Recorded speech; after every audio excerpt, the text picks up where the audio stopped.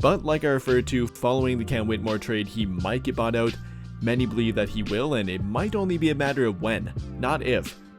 Now hopefully that when doesn't take all the way until the trade deadline, Washington holding on to him and desperately trying to get something through him via trade, which I don't think will be a possibility for them. Coming off a unproductive and kind of two unproductive seasons in a row now being 31 and being paid way too much for his current production level, I think they will have to resort to a contract buyout.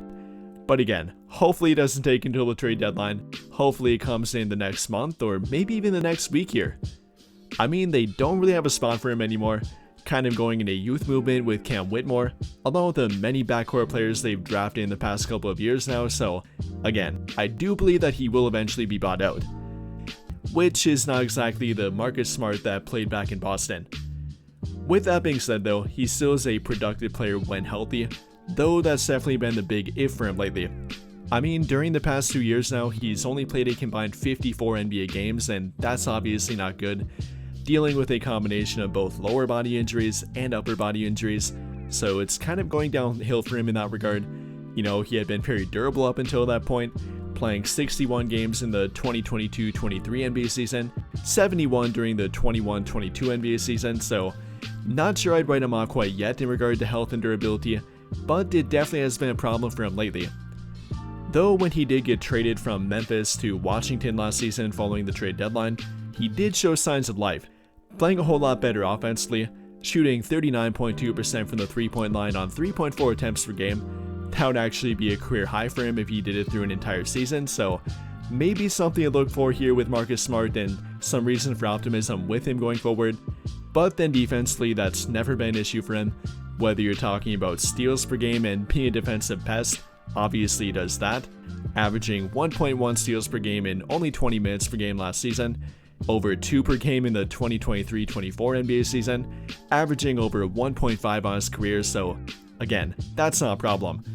I mean, we're talking about a former Defensive Player of the Year here at shooting guard or kind of point guard even, winning that award back during the 2021-22 NBA season, so yeah, defense is not and probably never will be a problem for Marcus Smart.